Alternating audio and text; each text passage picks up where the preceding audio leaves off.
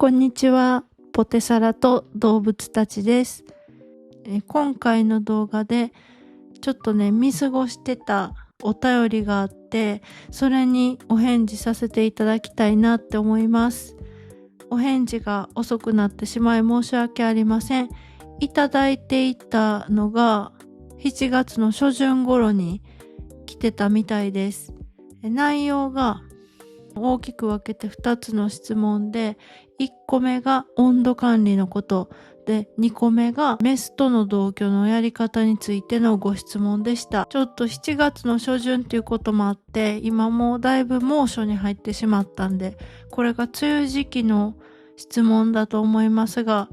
それも含めて今の状況と一緒にお話しさせていただきたいと思います。ではお便り読んでいきます。メッセージがゆきさんからです。いつも大変参考にさせていただいております。わかりやすい丁寧な動画をいつもありがとうございます。ラットちゃんたちの可愛さに癒されるのはもちろんですが、ポテサラさんの優しい声色にも毎回ほっと癒されています。2点ほどお伺いしたいことがあり、コメントさせていただきました。1、今の季節のように気温の変化が激しく、温度も高い時期の温度管理についてお伺いしたいです。ポテサラさんは室温23度から26度に設定されているとのことでしたが、夜が冷え込む日でも冷房を24度設定のままで問題ないのでしょうか。また日中家にいない場合も冷房暖房の変更ができない場合どうされているのかご教授いただきたいです。湿度に関してもエアコンの除湿では湿度がなかなか下がらず、逆に除湿運転にすると室温が20度前後まで下がってしまうことがあり、温度管理がとても難しいと感じています。雨の日が続くと湿度が 90% 近くになることもあり、ラットちゃんへの影響が心配です。このような時期は除湿機を導入した方が良いのでしょうか。ご質問ありがとうございます。それからラットの可愛さに癒されていただき、すごく嬉しく思っています。また私の声のことについても癒されていただけているということで、本当に嬉しく思います。ありがとうございます。室温のことなんですけど、23度から26度の設定にしてるっていうのが目標って感じで、あくまでもそのラインでいたいっていう理想だと思います。私がそれ言ってたのが。でも絶対にそれを保てているかっていうと、ちょっとオーバーしてしまったりする時期もありました。もうひどい時で29度とかまで行ってしまって、どうにかして下げたくて、今はサーキュレーターを窓に向けて熱を逃がす方法っていうのを見て、それをやってみたらなんとか下げれたんで、その方法を今毎日やっているところです。朝起きて日が昇る時間になったらもうエアコンを19度まで下げます。でそれでサーキュレーターも回します。そしたら日が沈んできたらだんだんちょっと温度が下がってくるので、壁にかけてある温度計と湿度計一緒になってるやつを見て、もう25度とかになってるなって思ったらもうサーキュレーターも止めて、それでクーラー、エアコンも25度とかにしてます。もう夜になったらなるべく26とかにまで上げるんですけど、どうしても今の時期熱帯夜とかの時もあるから、そういう場合はちょっと温度は25とか4とかで設定してます。もうこれはどうなんかな、24度の設定のままで問題ないでしょうかってことやねんけど、それはちょっとやっぱり変動するから夜は下げた方がいいのかもしれませんね。熱帯夜とかじゃない限り。寒すぎるかな。でもどうしても長期でその家を空けないといけないとかだったら、もう思い切って24度でずっとそのままにしといてもいいと思います。なんでかっていうと、ラットは暑さの方が弱いと思います、私は。寒さにはなんとかね、なんか毛布とかに潜ったり、他のラットとくっついてね、ぬくくできても暑さは逃げれないので、それがきっかけで体が弱ったり、熱中症になったり、脱水になったりしてしまうから、だからもう温度が変更できない場合はもう低めでもいいと思います。それから湿度に関して、これはね、あれですよね。梅雨時期のお話で言ってくださってると思います。今はもう湿度はだいぶ下がってきたと思うんで、ちょっとどうにかこの時期を切り抜けてくれてたらって願うんですけど、私もね、このゆきさんが言われてる通り、除湿機の導入はすごいいいと思います。うちでは、我が家ではもうエアコンの除湿でなんとか賄ってる状態なんですけど、それでもね、台風とかになると湿度がもうすごい高くなってしまうんで、あった方がね、いいですよね、やっぱり。で、先日他界したファンシーラットのおにぎりちゃんも、私が思うにはね、この湿度とか台風の気圧とかが影響で体が弱ったんじゃないかなって思ってます。直接的な死因は、そのお腹、婦人科系の病気とか、あとお腹の病気ですけど、その弱るきっかけとなったのがこの湿度や気圧かなって思ってるので、もしその導入してあげられるのであれば、除湿機ぜひ導入してあげてほしいと思います。もしね、ラットがもうなくなってしまった後でも人間が使えるので、これはあって損がないんじゃないかなって個人的に思います。続いて、オスの同居に関する動画は拝見させていただきましたが、メスの同居についても教えていただけると嬉しいです。もし過去の動画で取り上げられていましたら見落としており申し訳ありません。お忙しいところ恐縮ですが、お時間のある際にご回答いただけましたら幸いです。よろしくお願いいたします。もしかしたらだいぶ経ってるから迎えられてるかもしれないんですけど、この動画はね、麦ちゃんっていうスキニーラットの麦ちゃんをショコラちゃん、モカちゃんと同居させるときに動画にしたことがあって、でもすごいね、軽い動画だったんで、もう一回話させていただきたいと思います。この子たちを同居させるにあたってすごい気をつけたのが、スキニーラットなんで麦ちゃんが肌がむき出しで、しかも体がねちょっと未熟児っていうかちっちゃい、普通のラットよりかなり小柄で、いっぱいご飯とかあげてもね大きくならなかったんで、だからショコラちゃんとモカちゃんの体半分ぐらいの大きさで合流させたから、だからちょっと怖かったんで、その時はかなり見守りました。で、まずやったことが、一旦ショコラ、モカ、麦を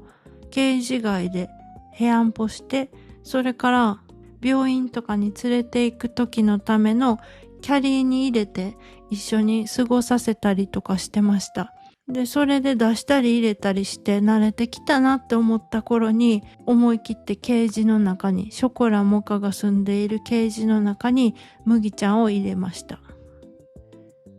確かそうやったと思う。なんかはっきり覚えてないんですけども、2年ぐらい前のことなんで、多分こうやったと思う。そしたらね、やっぱり最初は争うっていうか、ショコラちゃんとモカちゃんって元から一緒に住んでて兄弟やねんけど、一応麦ちゃんが入ってきたことで、そのケージの中で3匹の順位決めがあるから、3匹喧嘩します。それで、麦ちゃんは毛がないから、やっぱりちょっと手加減はしてもらいました。それでも、やっぱり怖かったんで、目を離さずにずっと見守ってました。で、なんかあったらすぐ出すって感じのことを3、4回したと思います。その後はもうだんだん時間長くしていって、最初は15分とかで30分、1時間って感じで、徐々に長くしていって、最終一緒に住んでもらうって感じにやりました。そんな感じです。で、その他はうちはもうね、家で生まれた子ばっかりなんで、これはもう女の子同士、生まれた時から一緒にいるから、同居っていう同居はそのショコラちゃんとモカちゃん、麦ちゃん以外はね、ちょっと経験がないんですよね。1回だけすいません、ありました。この前ね、おにぎりがなくなって、一緒に同居させてたクーちゃんっていう子がいるんですけど、2匹でケージに入れていて、で、そのクーちゃんが1匹になったから、元の兄弟の3匹のところへ戻しました。このクーちゃんとおにぎり、それから他の3匹、5匹ですけど、合計。これが兄弟なんですけど、ここにクーちゃんを入れたら、クーちゃんがね、もうなんか意地悪ばっかりして、噛みついてばっかりしたんですよね。だからちょっとやめました。おにぎりが死んですぐっていうこともあったんで、なんか万が一のことがあったら怖いからもうやめといたんですけど、私はそのラットはやっぱり大勢で同じケージで2、3匹で飼ってあげた方が楽しいかなってちょっと自分では思ってたんで、これはちょっとかわいそうやからクーちゃんが一匹でいることに関しては申し訳ないなって思いつつも、大怪我とかしてね、命を落とすよりはいいかなって思うんで、別にしたままにしてます。ただその一匹で寂しい思いしないように、こまめに声かけたりとか抱っこしたりとかはするように気をつけています。そのぐらいですね。私の経験で言うとそのぐらいになります。ちょっと参考になるかどうかはわかりませんけど、また麦ちゃん同居の時の動画もあるので、よかったらそちらで見ていただけるとありがたいです。一旦撮影が終わった後でリアルタイムでちょっとハプニングがあったので、合わせてお伝えしたいと思います。この今映っている子、ドビーちゃんって言うんですけど、この子がモカちゃんの子供のところのケージの上に乗ってしまって、それで攻撃されてしまいました。あんまりね、子供同士じゃない別の子供と合わせるのは控えていて、でたまたま今日は私がドビーちゃんを出す時に逃がしてしまったっていうか、捕まえられなかった、それで行ってしまいました。でモカちゃんの子供はすごい凶暴っていうか、結構ね、ちょっと今動転しててあんまりうまく言えないんですけど、気が強いというか、それで縄張り意識で攻撃したと思います。で出血がかなりひどくて今危ない状態です。病院から帰ってきて今ちょっと落ち着いたんですけど、先生に見てもらったら、明日超えられるかどうかって言われました。かなり出血が多かったので、この出血を無理やり止めてもらったんですけど、かさぶたが外れた時にどうなるかっていうことを言われました。なのでラットによって本当に性格があって、こればっかりは私もたくさん買ってきましたが、相性があるとしかお伝えできません。申し訳ないです。だからもし同居させるには十分にね、ケージ越しに合わせるんじゃなくて、直接別の部屋で合わせたり、あと何回も回数を重ねることが一番安全な道かなと思います。あとは飼い主さんが目を離さないことかなっていうのを私はお伝えしたいです。じゃあ、元の動画に戻ります。私の話はね、やっぱり素人の話になってくるので、ラット完全飼育っていうこういう本も出てて、結構これで勉強したこともありました。今はAI に聞いたりする方も増えてるかなと思うんですけど、ここにその温度管理のこととか、あとラットの気持ちとかも書いてあったりするので、もし見かけたら立ち読みとかしてもらってもいいかなって思います。結構高いんですよね、これ。本。2800円。どこに書いてたか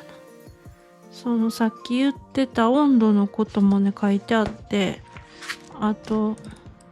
温度管理とか、日当たりのこととか、空調のこととか、ケージのこととかもね、書いてくれてあります。ラットに適したサイズとか、